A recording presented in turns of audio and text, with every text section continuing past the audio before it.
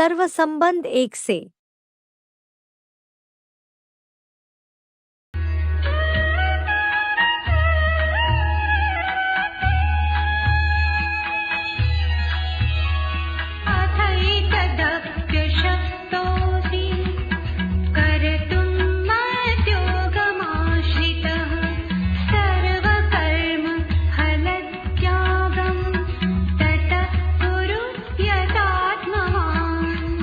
अथ एतत् अपि कर्तुम अशक्ता असि, यदि इतना भी करने में अशक्त हो, ततः मद्योगम आश्रिता, तो मुझसे जुड़े शरण ले।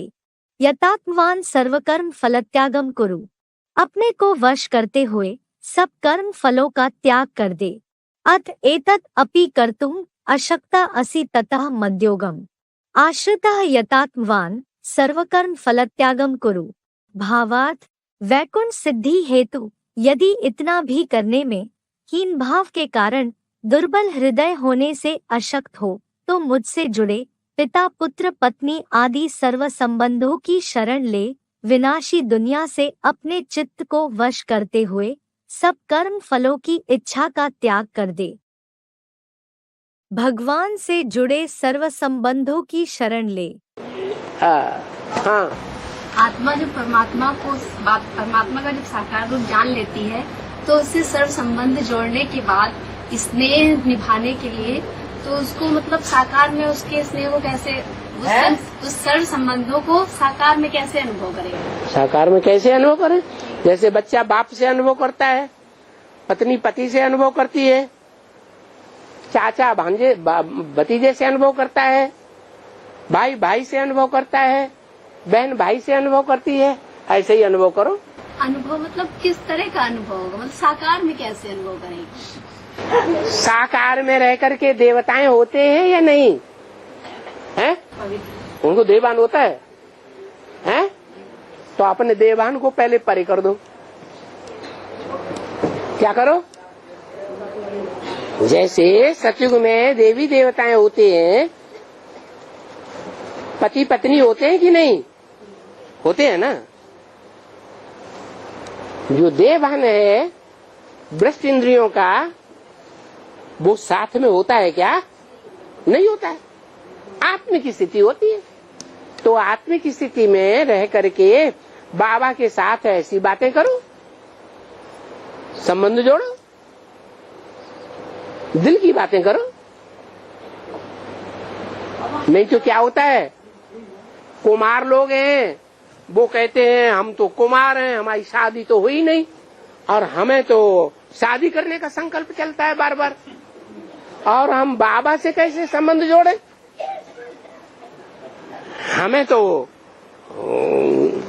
हम तो साजन बनना चाहते हैं, शिव बाबा हमारी सजनी बने।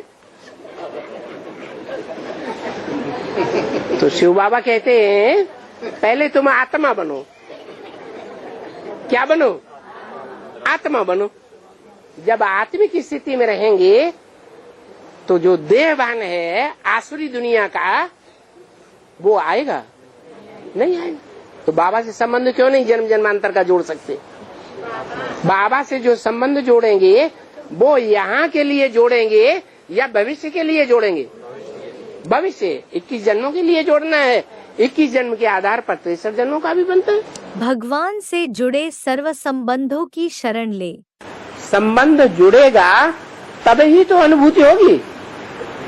जैसे पति पत्नी का संबंध है, जो पति पत्नी का संबंध है उसकी अनुभूति अलग होती है या भाई बहन बाप बेटी जैसी होती है? अलग होती है। उसके लिए इंद्रियों का जो प्यार है वो अलग है या भाई बहन बाप बेटी जैसा है? अलग है, अलग है ना। तो वो अनुभूति है इंद्रियों की अलग अलग। सर्व संपन्नों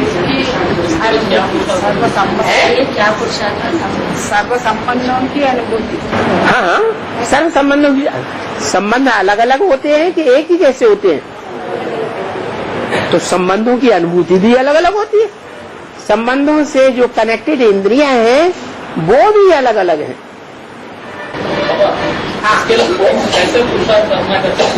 है? कैसे फुर्सत करना है? तो बाप हमारा दोस्त नहीं है? खुदा हमारा दोस्त है या नहीं? तो दोस्त का सहयोग देना चाहिए कि नहीं है? जो पक्के दोस्त होंगे वो जी जान लड़ा करके दोस्त को साथ बनाएंगे, साथी बनाएंगे या नहीं बनाएंगे? तो समझ लो हम ऐसे दोस्त बने हैं कि सारी दुनिया की कुछ भी परवाह न करें, हम अपने दोस्त के साथ दोस्ती निभाएंगे। जैसे शास्त्रों में दिखाया है, कृष्ण ने सुदामा के साथ दोस्ती निभाई, गरीबी भी निभाई, या जब राजा बन गया तब भी निभाई है। हाँ, ऐसी दोस्ती निभाएं। कोई भी संबंध हो उसको निभाने की बात है। जैसे बाप के संबंध में आज्ञाकारी, शिव हमारा बाप है तो हम आज्ञाकारी बच्चे बने हैं। जैसी जैसी आज्ञाएं वो मुरली में दे रहा है, श्रीमत दे रहा है, उन आज्ञाओं का मैं फॉलो करता हूँ या नहीं करता हूँ? अगर नहीं करता हूँ तो मैं पक्का बच्चा नहीं हूँ आज्ञाकारी। बच्चा वो जो बाप की आज्ञा को माने। ब्रह्मा बाबा के 2 बच्चे थे।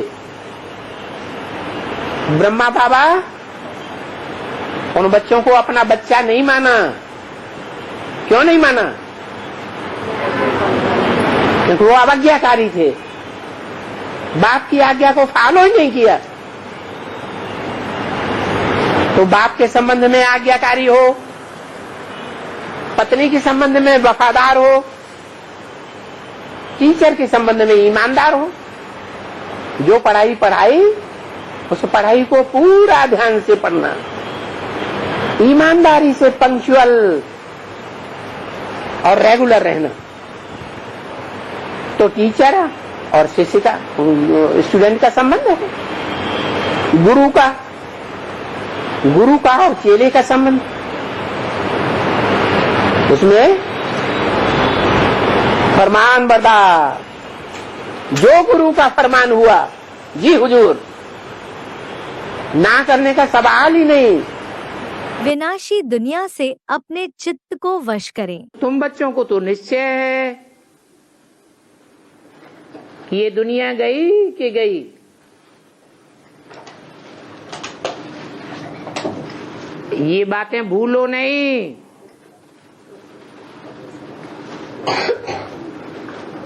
अगर ये बात भूल जाएगी तो क्या नुकसान होगा है? इस दुनिया से वैराग नहीं आवेगा, और वैराग ही नहीं आवेगा तो संगम युग की जो प्राप्ति है वो प्राप्ति नहीं कर सकेंगे।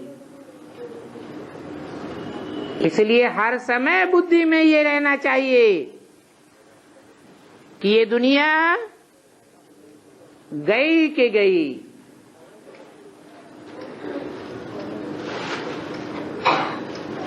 सतयुग की प्रारब्ध है ज्ञान, ज्ञान की वहां प्रारब्ध मिलती है। सतयुग त्रेता में, द्वापर कलयुग में प्रारब्ध मिलती है भक्ति की।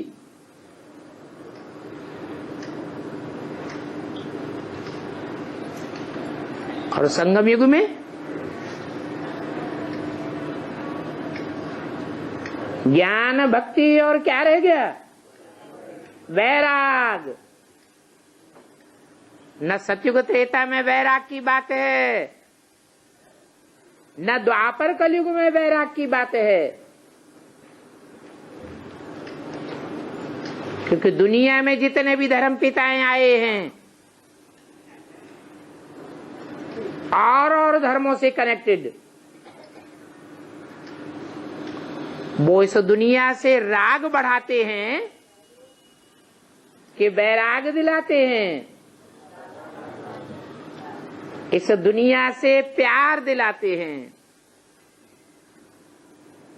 रागी बनाते हैं, भले कोई सन्यासी वैरागी क्यों न हुए हों। घर घाट को छोड़ के जंगल में जाने वाले क्यों न हुए हों। वो जंगल भी तो इसी दुनिया में है। इस दुनिया से बुद्धियों को तोड़ करके परम धामवासी बुद्धि तो कोई की नहीं बनती। क्यों नहीं बनती?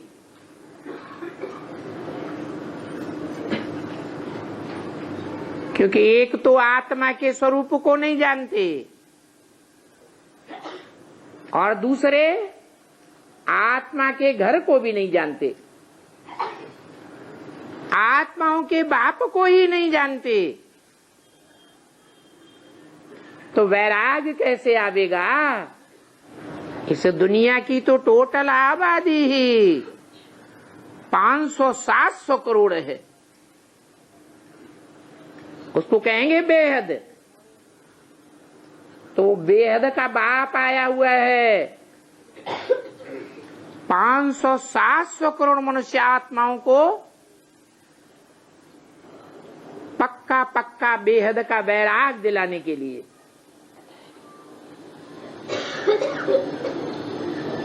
तो ये बात भूलो मत।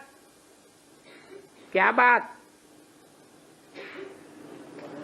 अरे सारी कथा सुना दी, याद ही नहीं रहा कुछ। क्या बात नहीं भूलो है कि अब घर जाना है।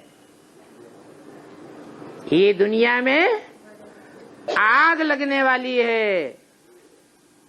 इन आंखों से जो कुछ भी देखते हो वो आज देखने में आता है और कल खलास हो जाएगा। सब कर्म फलों की इच्छा का त्याग कर दे। निष्काम कर्म किसे कैसे कहा है?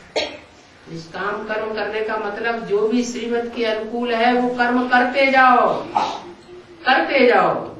ये नहीं देखना है कि इसका रिजल्ट हमको मिल रहा है, नहीं मिल रहा है, क्यों नहीं मिल रहा है। क्यों?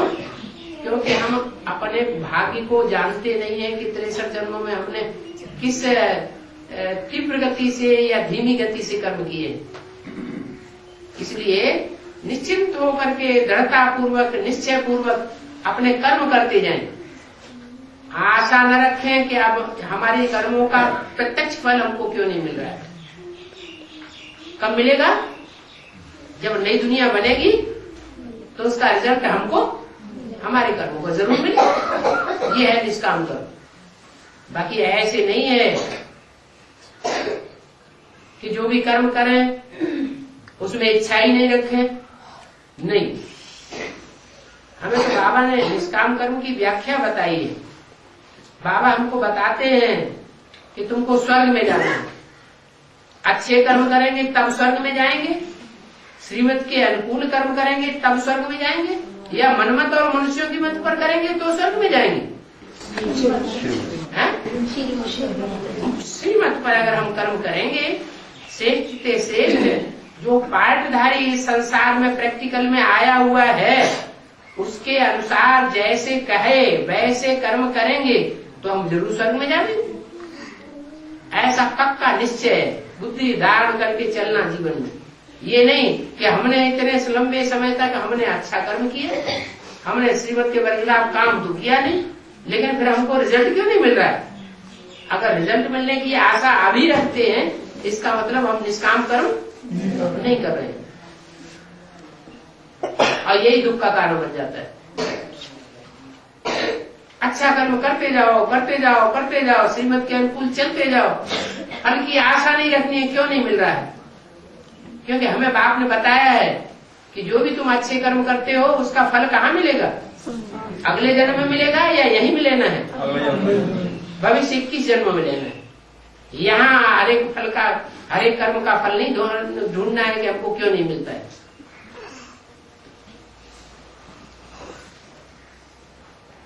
ये भी कर्मों की बुरी गति में एक बात आती है। कोई कोई इस बात पे बहुत ज्यादा मुझ रहे हैं, बहुत परेशान हो रहे हैं